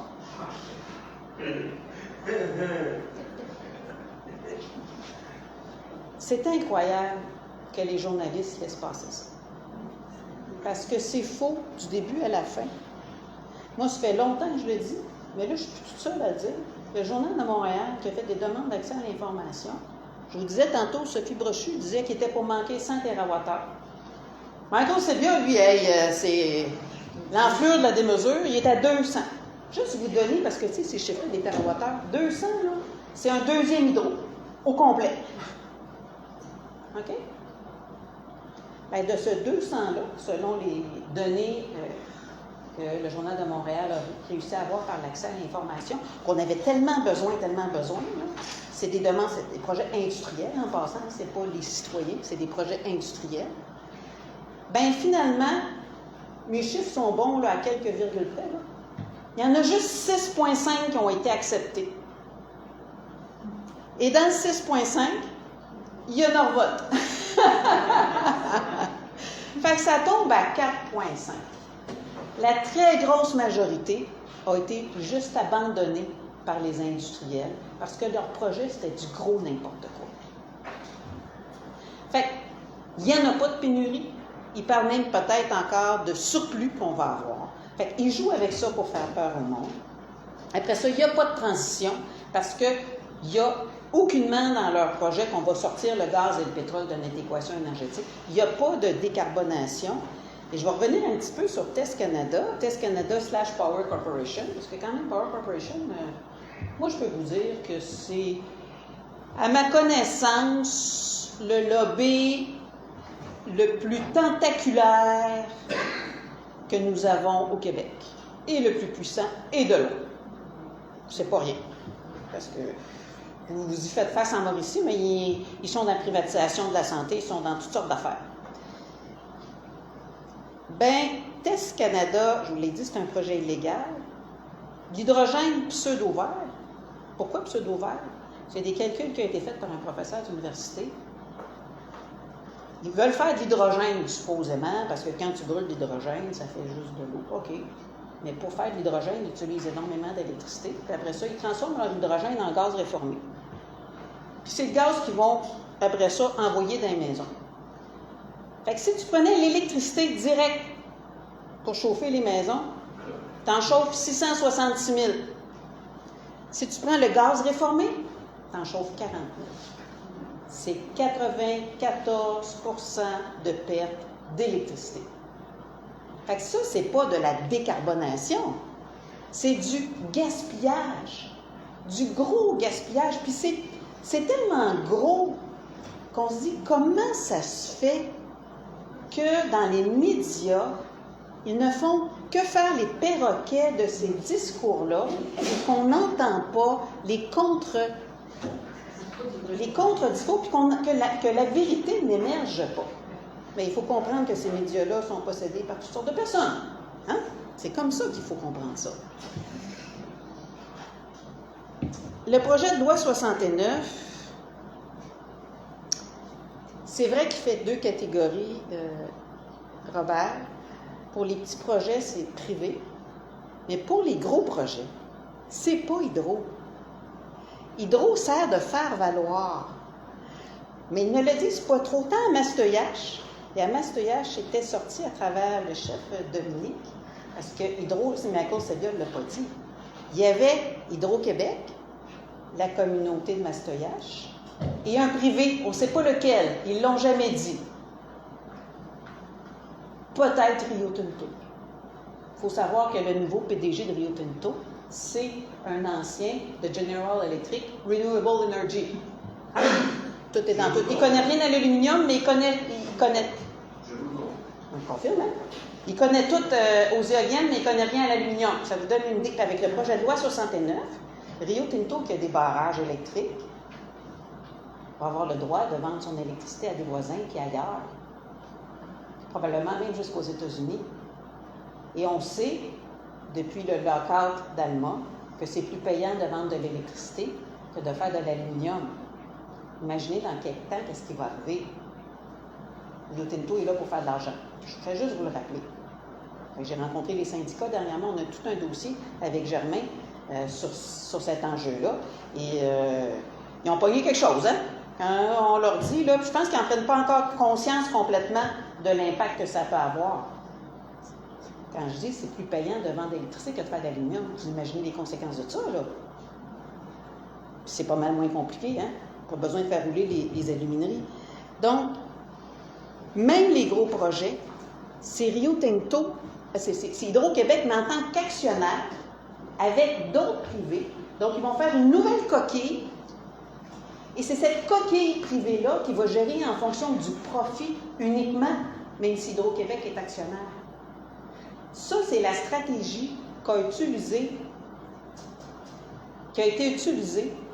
Les pétroles de France, c'était comme un gain de la Première Guerre mondiale, si je ne me trompe pas, qui a été cédé de l'Allemagne à la France. C'était totalement étatique. Et avec le temps, c'est devenu complètement privé. Et les Desmarais ont été sur le conseil d'administration et ont dirigé, ont dicté les orientations de cette entreprise-là pendant au moins une bonne dizaine d'années. Et je ne serais pas surprise que ce soit encore le cas aujourd'hui. Qui est devenu Total. Les pétroles de France est devenu Total. Donc, c'est la façon qu'ils ont fait pour rentrer tranquillement de l'actionnariat privé dans Total. Là, ils procèdent un peu différemment. Ils font des projets où ils mettent Hydro comme actionnaire, mais avec d'autres actionnaires. Et donc, ils font une nouvelle coquille privée qui va gérer en fonction du profit. Et Hydro ne pourra pas avoir Ça ne sera pas la direction d'approvisionnement d'Hydro-Québec qui va gérer les contrats. Ça va être cette nouvelle coquille privée-là qui va agir comme elle veut, en non-transparence, avec pas de règles, avec... C'est ça qui s'en vient. C'est pour ça que je parle de privatisation de l'électricité. À peu près tous les futurs projets d'électricité s'enlignent pour être faits d'une façon ou d'une autre par le privé. Et donc, ils instrumentalisent Hydro-Québec, ils se servent d'Hydro-Québec et de la bonne réputation d'Hydro-Québec pour aller chercher des emprunts à pas cher. Fait que le privé, il gagne sur tous les tableaux. Puis le citoyen, il perd sur tous les tableaux. C'est hallucinant ce qui est en train de se passer. Et il faut se réveiller. Parce que les élus à l'Assemblée nationale, malheureusement, là, ne sont pas réveillés. Et je dirais pire que ça. Je dirais pire que ça, la CAQ s'encoquine avec les affairistes. Ils savent qu'est-ce qu'ils font. C'est pas vrai qu'ils sont incompétents. Ils savent exactement ce qu'ils font. Le Parti libéral faisait exactement la même affaire. La CAQ est juste allée plus loin puis plus vite que le Parti libéral. Et pour y avoir été, ben, le Parti québécois, dans l'éolien privé, il est encoquiné aussi. Il veut de l'éolien privé. Je peux vous dire, dans le Bas-Saint-Laurent-Gaspésie, là, Pascal Bérubé, là, il est crinqué à ça, là, solide. Et moi, j'ai essayé, comme ministre des Ressources naturelles, de tout rapatrier à Hydro. J'avais réussi à avoir des ententes d'Hydro et des communautés. C'est sûr, je n'avais pas demandé au Bourg-Alex et Énergès de ce monde, il m'aurait dit non. C'est qui m'a dit non? La première ministre. Et donc, tout l'establishment autour de ça, ils sont pour le lien privé. Et quand ils ne sont pas encoquinés, ils sont complaisants. Mais c'est pas mieux, on n'arrête personne en étant complaisant. Donc, il faut avoir des élus qui ont le courage de se tenir debout devant les lobbies. Et quand je dis ça, les gens ont l'impression que c'est impossible, que les lobbies sont tellement puissants qu'on ne peut pas se tenir debout devant les lobbies. Mais voyons, il y en a qui l'ont fait dans le passé, puis je vous regarde là et vous avez l'âge pour avoir la connaissance. René Lévesque avec Jean Lesage, s'ils n'étaient pas tenus debout pour la nationalisation de l'électricité, puis ils se sont fait là, varloper dans les médias, puis ils se sont fait écœurer par les banques. Les banques de Montréal et de Toronto, ils ont dit « Jamais vous réussirez. On ne vous prêtera pas une scène. » Ils ont oublié qu'il y avait en arrière d'eux autres un Jacques Parizeau. Ah oui. L'argent, il y en a ailleurs. Il a pris l'avion, il est allé à New York, il est allé chercher son prêt à New York. Et ça, c'est le courage de se tenir debout. Puis même s'il y avait du salissage dans les journaux à grandeur, ils n'ont pas lâché. Lise Payette avec René Lévesque pour la SAQ. Là, c'est triste ce qui est en train de se passer. Quand je vous parle des dérives, là, puis que c'est tout en décrépitude, c'est parce que les élus ont laissé les affairistes dicter l'agenda politique. La force des lobbies, je suis triste de vous le dire, mais je l'ai vécu de l'intérieur. La force des lobbies, ce n'est que la faiblesse des élus en avant d'eux. Parce que les lobbies n'ont aucun pouvoir décisionnel, zéro. Ils ont juste un pouvoir d'influence. Fait que si les élus décident de plier, ben, ils sont morts de rire. Puis moi, dire qu'ils n'ont pas besoin de faire grand-chose pour que les élus plient. On parle des élus provinciaux, mais on regarde les élus municipaux. On le regarde dans Stablex, on le regarde dans l'éolien. Hey, à Saint-Césaire, j'étais là dernièrement parce qu'on fait du travail terrain. Les conseillers municipaux, ils ont réussi là, à challenger leur maire, puis ils ont réussi à avoir une majorité, puis ils ont fait passer un règlement pour limiter la hauteur des éoliennes à 80 mètres. Ils ont 210 mètres, les éoliennes, maintenant. Fait qu'à 80 mètres, là... Ben, c'est ça. Fait que ça a été leur façon de détourner parce qu'ils ne pouvaient pas y aller directement, c'était trop compliqué. Fait qu'ils ont réussi à faire ça, mais eux autres, à Saint-Césaire, c'était prévu qu'il y ait des redevances de, si ma mémoire est bonne, là, regardez une petite réserve sur les chiffres, mais à peu près 200 000 par année. Là, ben avec ça, on va faire ça. Puis, il était déjà en train de promettre, là, tu sais, qu'est-ce qu'il pourrait faire avec le 200 000, un centre sport, hein? Puis, pendant le même conseil municipal, il y avait d'autres, je suis restée pour tout le conseil, tu sais, tant qu'à y être, il y avait d'autres éléments à l'ordre du jour. Puis, à un moment donné, il y avait la réflexion d'un ponceau. Un petit ponceau, là. Pas un pont, là, un petit ponceau. Tu sais, les éoliennes, là, c'est quoi? C'est 100 camions de voyage de béton pour une base de... Une éolienne? 100 voyages à la même place, là, ça peut détruire un ponceau solide, là. Hein? 900 000 $. 900 000 pour la réfection du ponceau. Fait que vous imaginez que le conseil municipal se fait acheter pour 200 000 $, puis les dégâts qui vont être générés. Puis là, oh oui, mais on a dans le contrat que s'ils font des bris, ils vont réparer. Hey, allez donc prouver que le ponceau, c'est dû à eux autres, parce qu'eux autres vont passer 100 camions dessus, mais après ça, là, ça a pris 30 autres camions avant que ça défonce. Ah ben non, c'est pas nous autres. Non, c'est sûr. Fait qu'imaginez tous les frais liés à l'infrastructure municipale de ces éoliennes-là. C'est rien, ils sont morts de rire. Fait qu'il faut juste avoir des élus qui se tiennent debout devant les lobbies et qui sont là pour protéger le territoire. Je reviens je regarde l'heure, puis je vais faire ça vite, puis je trouve que c'est important. Boralex, dans Arthabasca, là-bas, on a eu les informations claires. Ailleurs, c'est pareil, mais caché. J'ai fait un article qui s'appelle « Une saga digne d'un mini Dynasty », pour ceux qui connaissent l'émission Dynasty, là. Ben, Boralex fait un projet d'éolienne dans la MRC d'Arthabasca. Le président de la le préfet de la MRC, c'est le maire de Kings Falls. Kings Falls, c'est le chef-lieu des Lemaire. Hein? Le maire, Cascade, Boralex. Les Lemaire ont fondé Cascade, ils ont intégré Boralex dans Cascade, puis après ça, ils l'ont sorti, c'est devenu Boralex. Fait que Boralex est issu de Cascade, c'est les Lemaire, c'est leur chef-lieu. Kings Falls, ils n'en veulent pas d'éoliennes. Il n'y en aura pas. Les éoliennes s'en vont toutes à Sainte-Séraphine, un petit peu à Sainte-Élisabeth de Warwick, puis 5 à Victoriaville. À Sainte-Séraphine, le maire, il y a 5 éoliennes sur son terrain.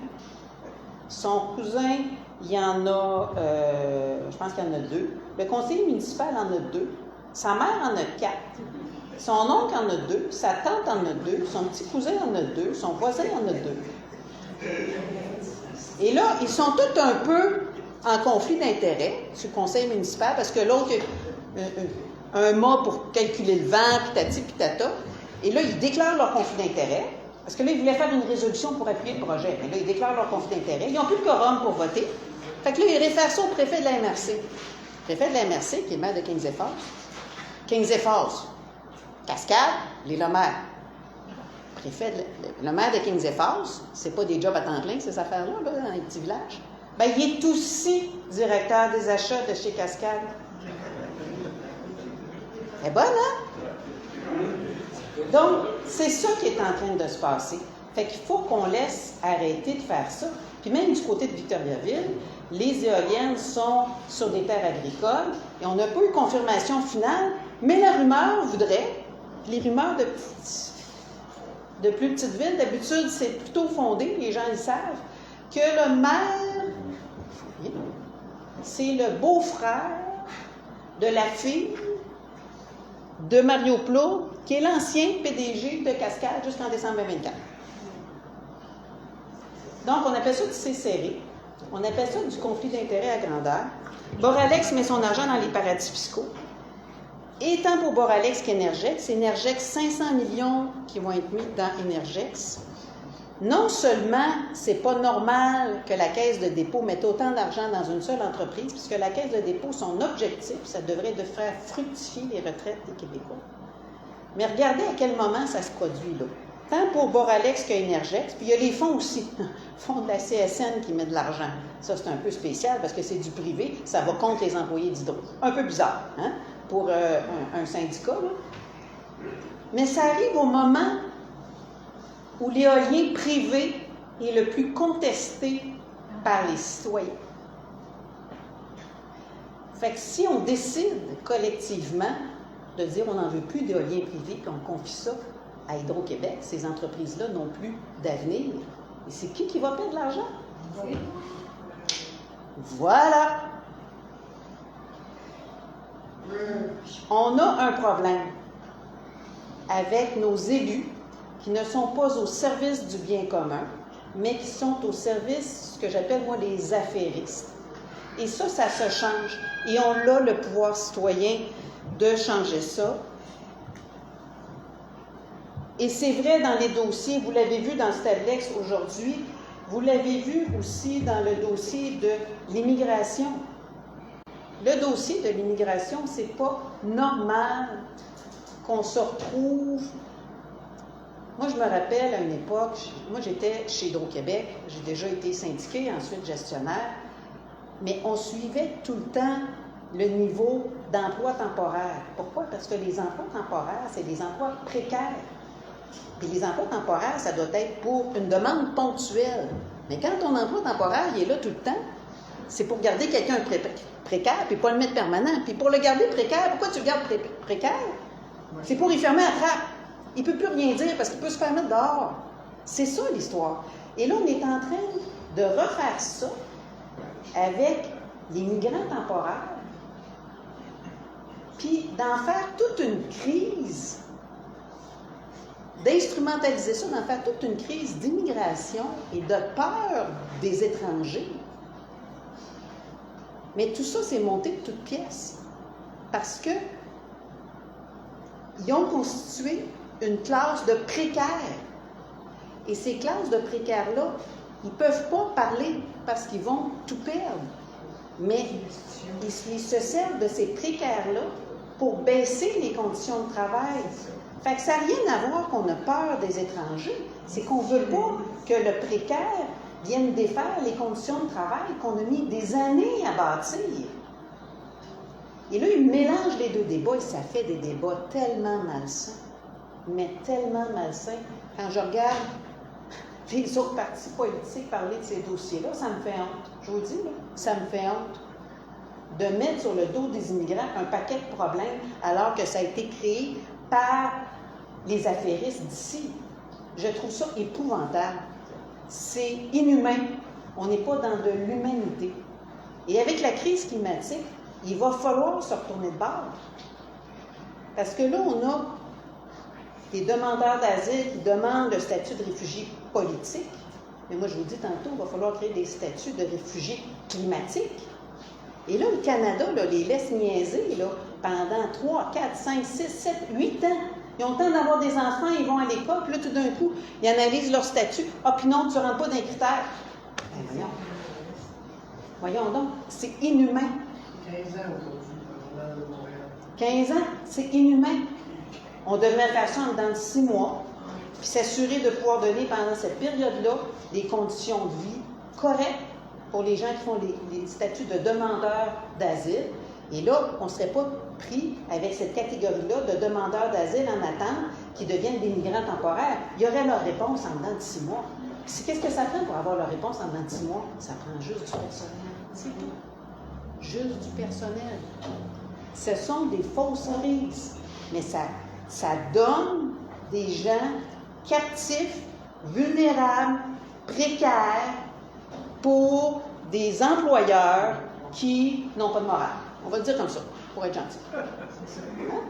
Donc, encore là, l'indépendance du Québec nous permettrait d'avoir tous les pouvoirs sur l'immigration, d'avoir l'argent qui vient avec. C'est urgent de pouvoir régler ces problèmes-là. La santé et l'éducation, vous l'avez vu, là, ça ne peut plus continuer. Là. Puis il y en a des solutions. Il y en a des solutions qu'on peut mettre demain matin en place, qui vont aller dans la bonne direction, mais ça prend une volonté politique. Et c'est certain qu'avec tout ce qui se passe sur le territoire, que ce soit sur les territoires autochtones, que ce soit dans les municipalités, c'est les mêmes batailles. C'est les mêmes batailles contre la cupidité et contre la dévastation des territoires. Que ce soit les terres agricoles, que ce soit les forêts, ce sont les mêmes batailles. Moi, je pense qu'on aurait avantage à s'associer pour faire ces batailles-là, parce que plus nous serons nombreux, plus nous serons forts pour contrecarrer ces affairistes-là. Et donc, c'est pour ça Climat Québec,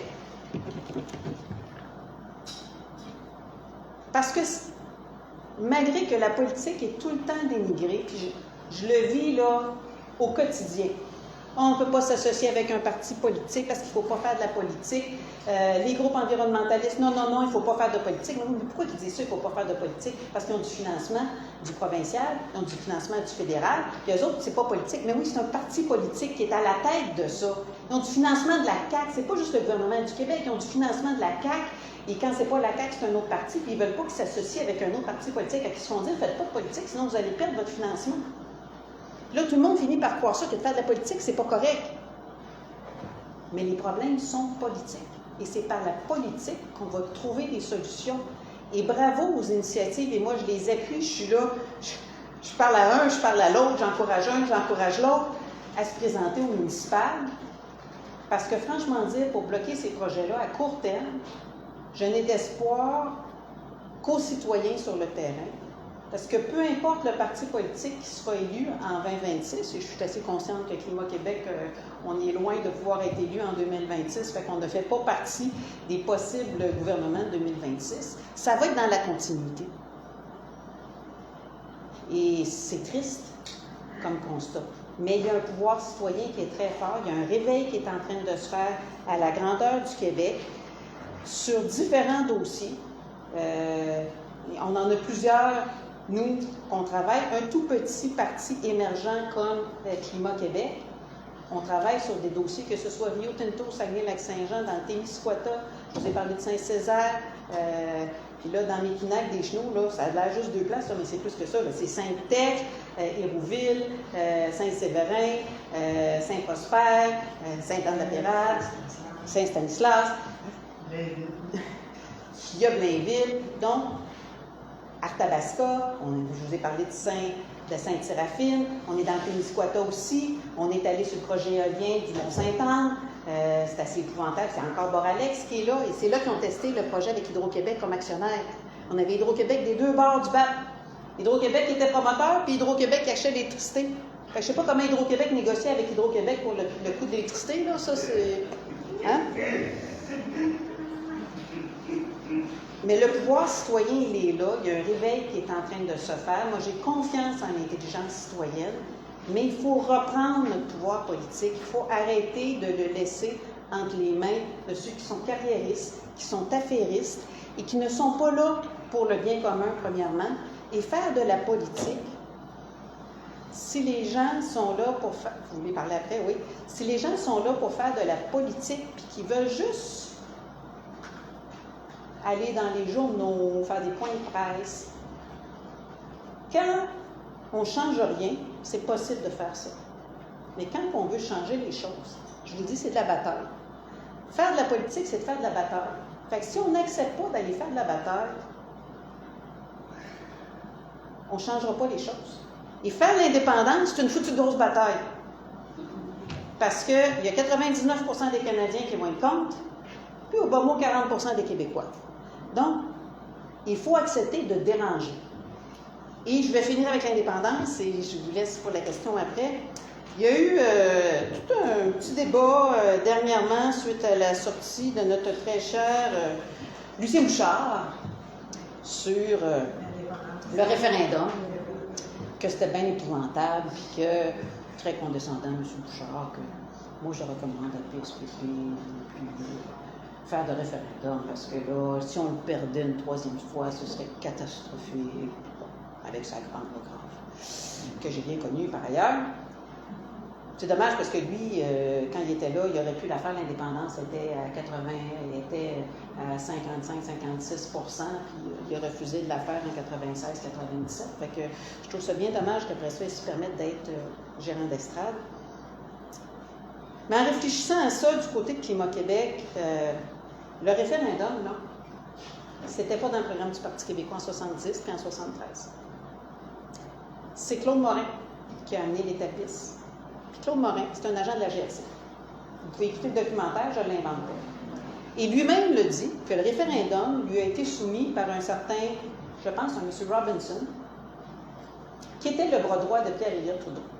Puis il dit, ils m'ont pas tordu un bras. J'ai trouvé l'idée tellement bonne que j'ai convaincu René Lévesque de faire un référendum. Un référendum pré-indépendance, c'est un cadeau aux adversaires. Je ne sais pas, là, après avoir vécu, c'est pas 2 échecs. On s'est fait tricher 2 fois.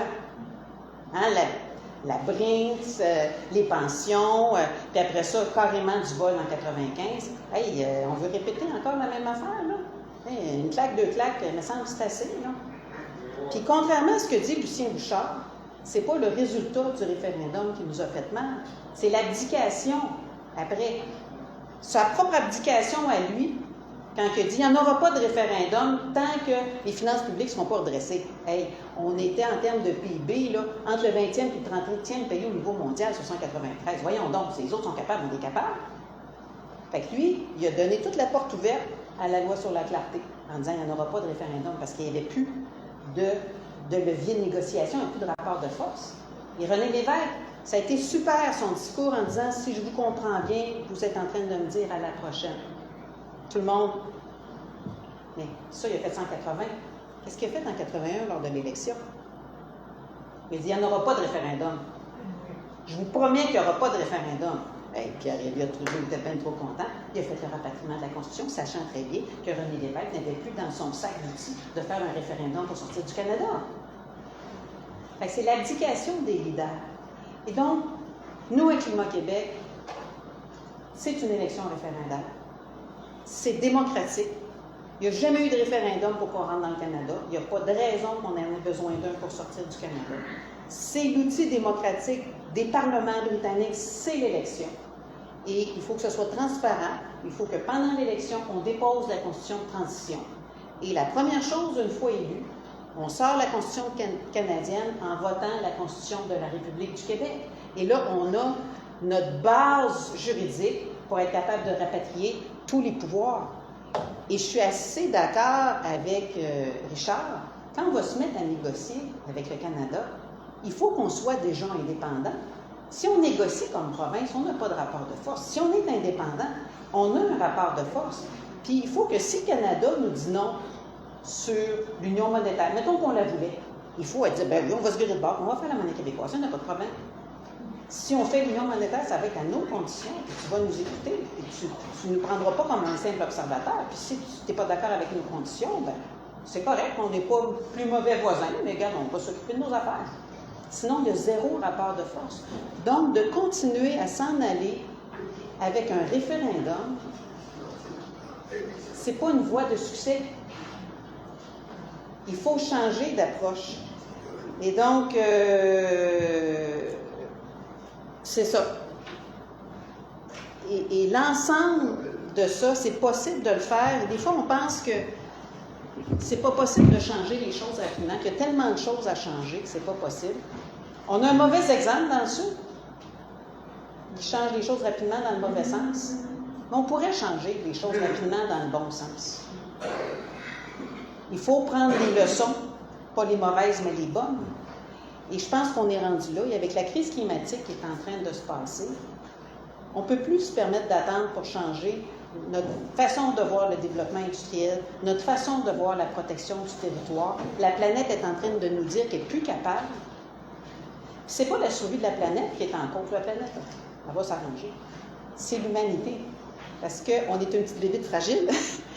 Et je ne suis pas sûre qu'on va être capable physiquement de passer à travers une augmentation de l'amplitude et de la gravité des crises climatiques et de tout ce que ça va engendrer. Puis il est trop tard pour empêcher la crise, mais il n'est pas trop tard pour empêcher les grandes amplitudes pour que ce soit encore gérable. On est encore capable de le faire. Et un pays comme le Québec pourra aussi influencer à l'international en faisant des alliances avec des pays nordiques, avec des pays de l'Amérique du Sud. On est capable de faire une différence, mais il faut voir les choses autrement, il faut se donner une chance, et on va avoir besoin de tout le monde. Je vous l'annonce, on va être en année électorale, on va avoir besoin de candidats dans les 125 comtés, on en avait 54 à la dernière élection, on espère en avoir 125 à la prochaine élection, et même si on ne peut pas vous garantir que vous allez être élu, hein, ce n'est pas notre cas à Climat Québec, de porter le message, de faire la différence, de faire avancer les choses. On va être là pour vous aider. On a besoin de vous. Et vous allez faire une différence dans vos milieux. pour répercuter le message qu'on peut faire de la politique autrement quand on a la volonté de le faire. Voilà. J'ai été trop long.